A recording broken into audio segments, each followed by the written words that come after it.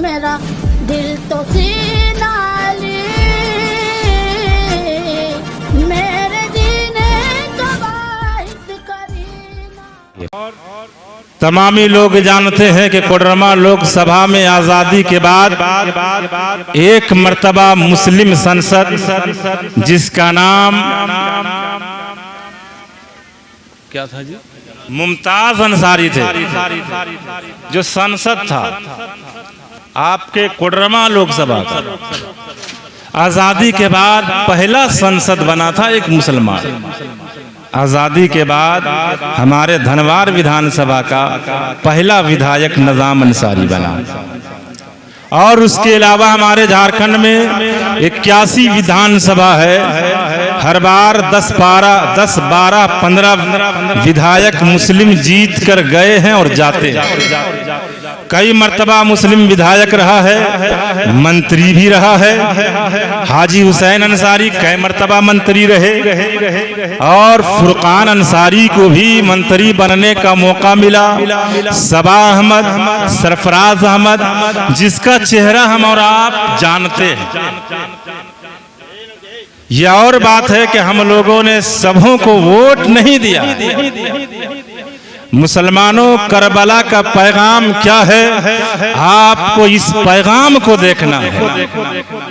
आज हम बिलक रहे हैं, तड़प रहे हैं, और अपने मसाइल को हल करने के लिए रोड पर आंदोलन के लिए खड़े हैं, लेकिन हमारा मसला न हल हुआ है। और जो मोमेंट है, जो माहौल है, जो रवैया है, उस रवैया में हल होने की उम्मीद मत रखिए, क्योंकि हम या हुसैन का नारा खूब लगाते हैं, या अली की आवाज खूब बुलंद करते हैं, लेकिन अली ने क्या पैगाम दिया है, अली ने क्या दर्स दिया है, हमने उसे न कभी देखा है। हम रोड पर उतरना जानते हैं, रोड जाम करना जानते हैं, हड़ताल करना जानते हैं, लेकिन याद रखो न आपका समस्या रोड जाम करने से हल होने वाला है, न आपका मसला हड़ताल करने से हल होने वाला है। आपका मसला उसी वक्त होगा, आपका मसला उसी वक्त आसानी से हल हो सकता है जब आप अली के पैगाम को सामने रखेंगे और उसी के पैगाम के मुताबिक अपनी जिंदगी को गुजारने की कोशिश करेंगे। मुसलमानों, याद रखो, हमारे धनवार विधानसभा में लगभग 10 से 15 हाई स्कूल है। किसी मुसलमान ने उस हाई स्कूल को नहीं बनाया। धनवार विधानसभा में लगभग 5 कॉलेज है, किसी मुसलमान ने वो कॉलेज नहीं बनाया। आप धनवार से लेकर गिरिडीह आप चले जाएं और पूरे गिरिडीह जिला को आप खंगाल डालिए, एक भी आपको अपना स्कूल नहीं मिलेगा जो सीबीएसई से मान्यता प्राप्त किया हो। और जबकि गैरों के पास जाइए, हर कदम पर अच्छा स्कूल, हर 5 किलोमीटर पर अच्छा कॉलेज, हर जगह पर अच्छी संस्थाएं मौजूद है। मुसलमानों, आखिरकार वजह क्या है? गैरों के पास स्कूल है, गैरों के पास कॉलेज है, गैरों के पास यूनिवर्सिटियां हैं। आखिरकार हमारे लोग कहां गए? क्यों नहीं बनाए? मुसलमानों, ऐसी बात नहीं है। हड़ताल करने से काम नहीं चलेगा, रोने और बिलखने से काम नहीं चलेगा। हमारे जितने सांसद गए वहां, जितने विधायक गए वहां, वो या तो पैसा समेटे हैं या तो वो होटल बनाए हैं, जिसका नतीजा ये है हमारे मुसलमान बच्चे खाने का आइटम बनाने में माहिर, तंदूर बटा बनाने में माहिर, बिरयानी बनाने में माहिर और तरह तरह का खाना बनाने में माहिर। और गैर का बच्चों के पास स्कूल है, कॉलेज है, वो पढ़ा है, वो हर जगह उसकी जगह उसका हर जगह पर कब्जा है, जिसका नतीजा ये है हमारे बच्चे तंदूर बनाते हैं, गैर का बच्चा कानून बनाता है।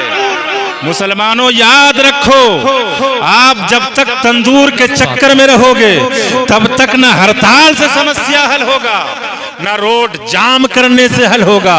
جب تک کہ آپ پڑھو گے نہیں، لکھو گے نہیں، تب تک کہ کوئی سمسیا حل ہونے والا نہیں ہے۔ مولا علی کا گھرانہ ہے، حضرت مولا علی کے گھر میں 3 دن چولہا نہیں جلا ہے، مکمل گھرانہ بھوکا ہے، پیاسا ہے۔ حسن بھوکے ہیں، حسین بھوکے ہیں، فاطمہ بھوکی ہے، مولا علی بھوکے ہیں۔ ایسے عالم میں بھی لنگر کی فکر نہیں ہے، بریانی کی فکر نہیں ہے، مرغے کی فکر نہیں ہے، کوئی گلہ نہیں ہے، کوئی شکوہ نہیں ہے۔ حضرت مولا علی اپنے ہاتھ کو رب کی بارگاہ میں اٹھاتے ہیں اور عرض کرتے ہیں رضینا قسمت الجبار فینا لنا علم وللجہال مالو۔ اے پروردگار، میں تیرے بٹوارے پر راضی ہوں، تو نے مجھے علم دیا ہے اور جاہلوں کو مال دیا ہے۔ نوجوانوں، مسلمانوں، مولا علی نے پیغام دیا، بھلے بریانی نہ بنے برداشت کر لینا، لنگر نہ بنے برداشت کر لینا، اچھے کھانے کا انتظام نہ ہو برداشت کر لینا، لیکن تمہاری اولاد نہ پڑھے نہ لکھے، مورکھ رہ جائے، جاہل رہ جائے، اسے کبھی برداشت نہ کرنا۔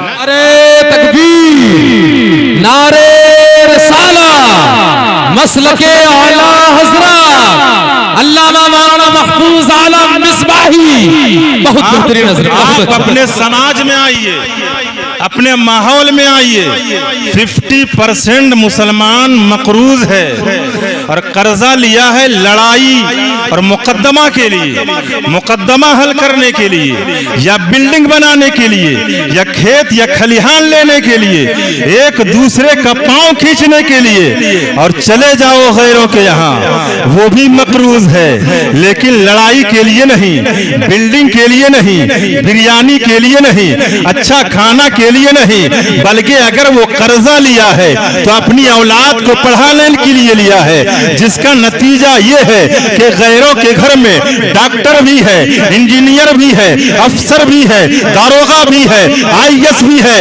نوجوانوں، مسلمانوں، جب محرم کا مہینہ آتا ہے ہم کربلے میں کربلے کے پاس کھڑے ہو کر سیلفی لیتے ہیں، یہ ہمارا کربلا ہے، یہ ہماری تعزیہ ہے، یہ ہماری خصی ہے، یہ ہماری بریانی ہے۔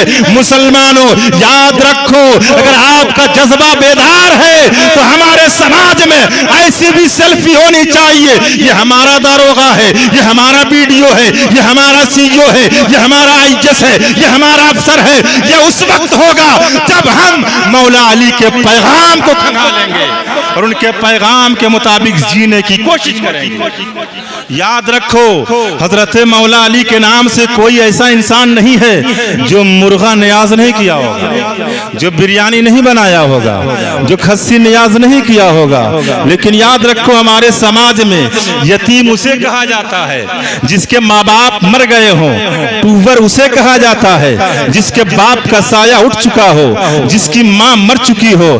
اے نوجوانوں، اے مسلمانوں، میری ماں اور بہنوں غور سے سنو، کیا یتیم وہی ہے جس کے باپ کا سایہ اس کے سر سے اٹھ چکا ہے؟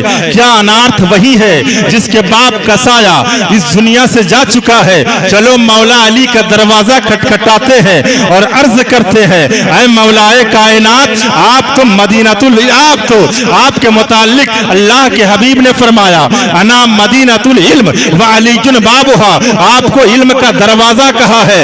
اے مولا علی بتایا جائے یتیم کون ہے، انارتھ کون ہے؟ مسلمانوں، حضرت مولا علی پکارتے ہیں لیس الیتیم قد مات والدہ ان الیتیم یتیم العلم والادب۔ یاد رکھو، انارتھ وہ نہیں ہے، یتیم وہ نہیں ہے جس کے باپ کا سایہ دنیا سے جا چکا ہے، وہ محفوظ ظالم نہیں بلکہ مولا علی کا پیغام ہے۔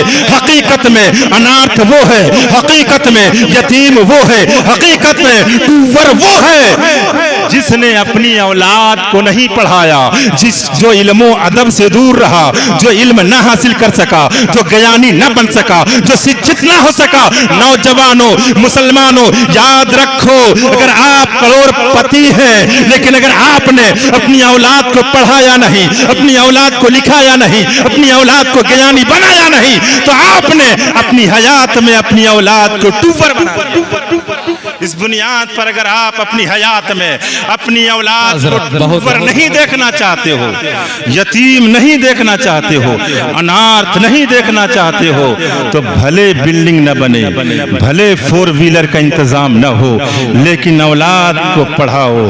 قسم خدا کی، کہیں آپ کے مولا علی کے بارگاہ میں آپ کے بچوں نے یہ سوال کر دیا، اے مولا علی، ہمارے باپ آپ کے نام سے نیاز کرتے رہے، ہمارے باپ نے آپ کے نام سے لنگر لٹاتا رہا، چادریں چڑھاتا رہا، جلسہ کرتا رہا، لاکھوں خرچ کرتا رہا، لیکن میری اولاد نے، میرے باپ نے، میری ماں نے مجھے پڑھانے پر دھیان نہ دیا، جس کا نتیجہ ہے میں مورکھ رہا، گنوار رہا، میں اناڑی رہا۔ یاد رکھو، اگر آپ کی اولاد نے حضرت مولا علی کے بارگاہ میں یہ سوال کر دیا، اس وقت مولا کائنات آپ سے ارشاد فرمائیں گے، تمہارا لنگر، تمہاری نہاز، تمہارا فاتحہ، تمہاری چادر، یہ تمام چیزیں بیکار ہیں، کیونکہ تم نے اپنی زندگی میں اپنی اولاد کو یتیم کر دیا۔ اس مسلمانوں، آپ کو یاد رکھو، اگر کامیاب ہونا ہے تو ہڑتال سے نہیں، روڈ جام کرنے سے نہیں، اپنی اولاد کو پڑھانے سے ہوگا۔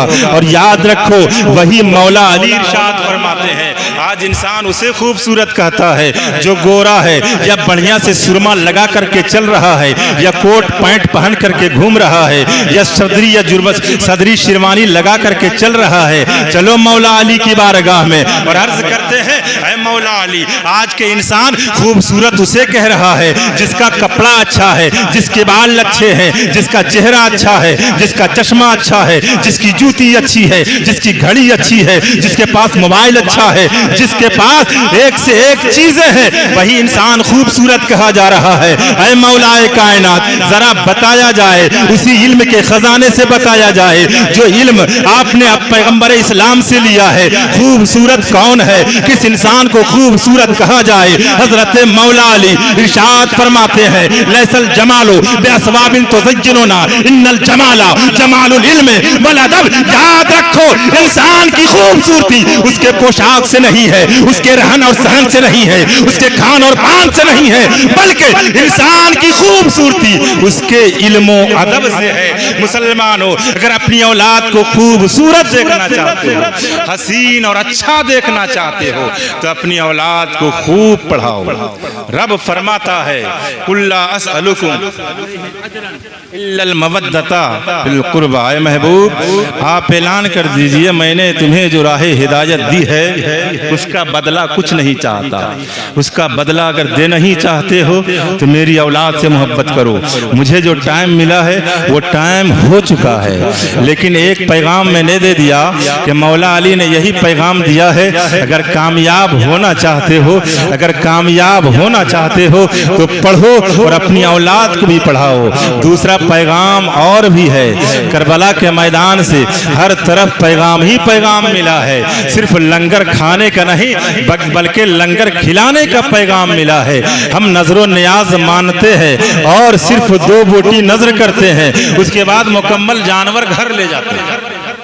ہمارے سماج میں یہ مسئلہ، 20 کلو کا پھسری جو امام حسین کے نام سے نیاز کیا، پتہ چلا صرف جو 2 پیس فاتحہ کیا اور مکمل خسی گملہ میں سمیٹا اور گھر لے کر کے چلا گیا۔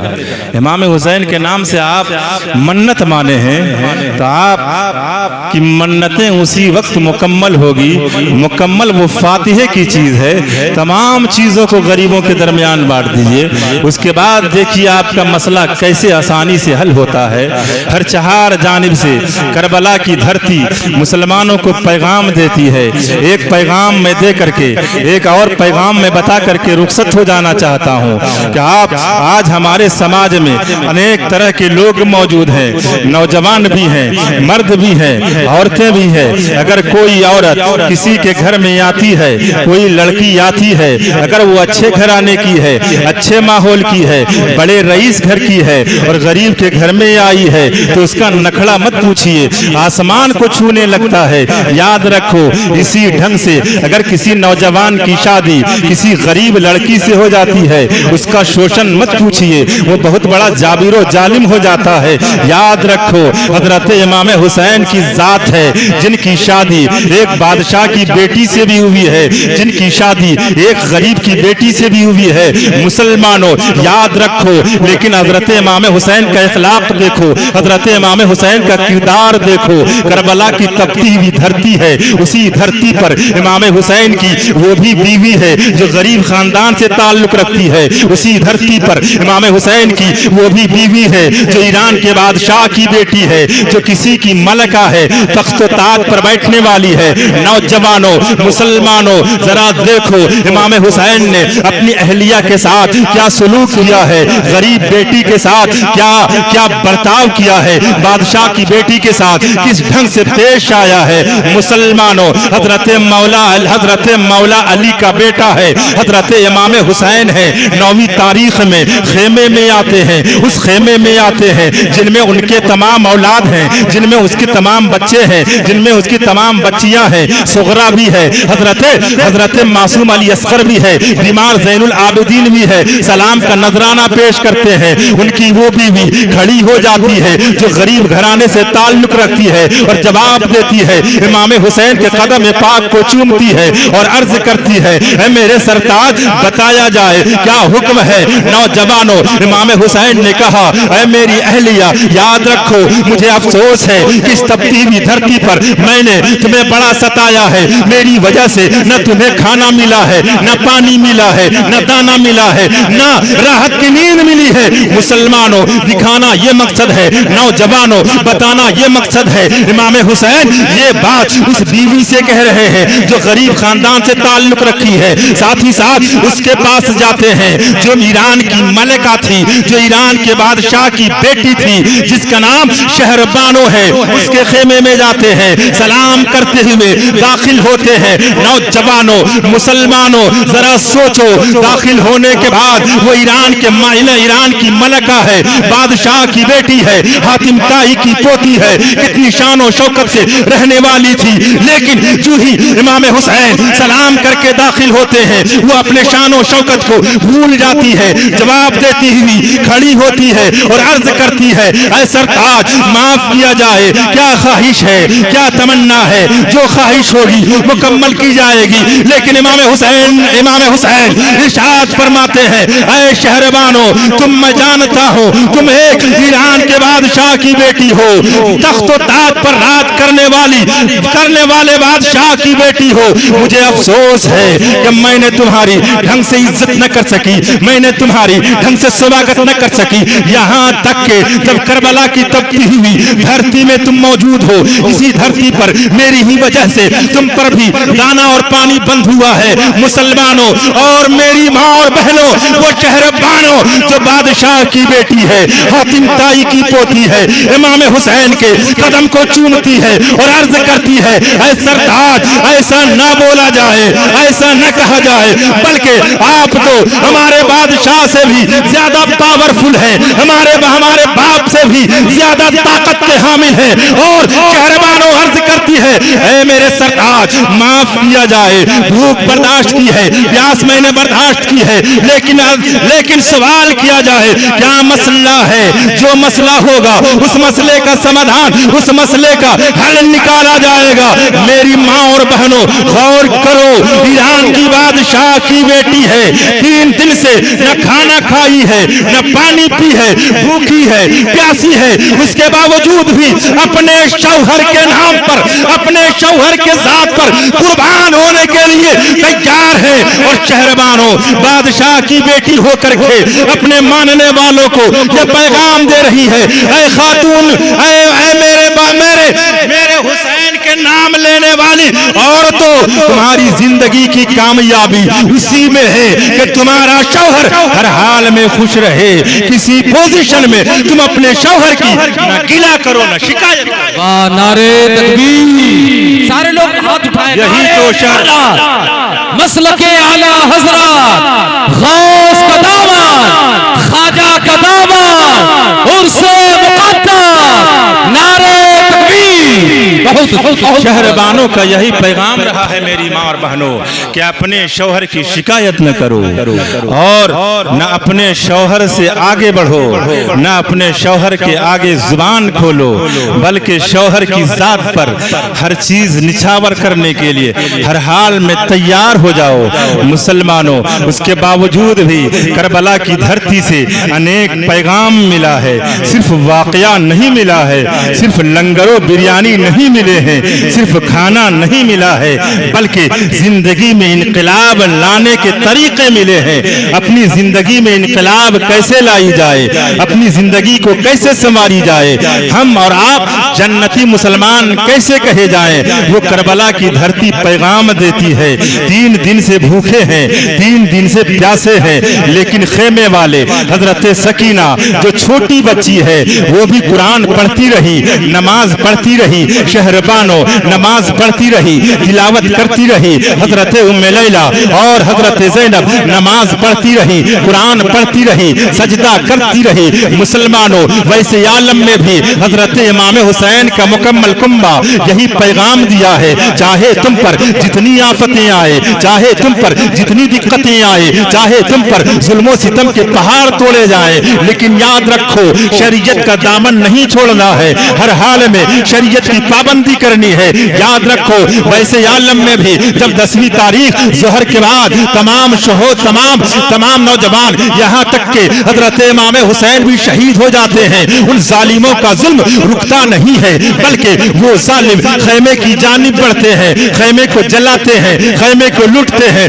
مسلمانوں، میری ماں اور بہنیں بیٹھی ہوئی ہے، اسی خیمے میں حضرت امام حسین کی ایک چھوٹی بیٹی ہے جس کا نام سکینہ ہے، بہت ہی کم عمر ہے، بہت ہی مختصر عمر ہے۔ مسلمانوں، ذرا سوچو، اگر ہمیں ایک دن کھانا نہ ملے، اگر ہمیں ایک دن پانی نہ ملے تو اپنے پڑوسی سے لڑتے ہیں، اپنے گتیا سے لڑتے ہیں، اپنے بھائی سے الجھتے ہیں، اپنے گاؤں سے الجھتے ہیں، نہ جانے کتنے لوگوں سے الجھنے کے بعد نہ ہم نماز پڑھتے ہیں نہ قرآن پڑھتے ہیں، لیکن حضرت سکینہ کتنا اچھوتا، کتنا اچھا پیغام دی ہے۔ 3 دن سے نہ کھانا ملا ہے نہ پانی ملا ہے، یہاں تک کہ 3 دن سے مکمل بھوکے ہیں، اس کے بعد خیمہ بھی جلایا گیا ہے، خیمہ بھی لوٹا گیا ہے۔ ایک راوی روایت بیان کرتا ہے، اسی خیمے سے حضرت سکینہ جب نکلتی ہے اس کے آنچل میں آگ لگی ہوئی ہے۔ مسلمانوں، وہ راوی بیان کرتے ہیں،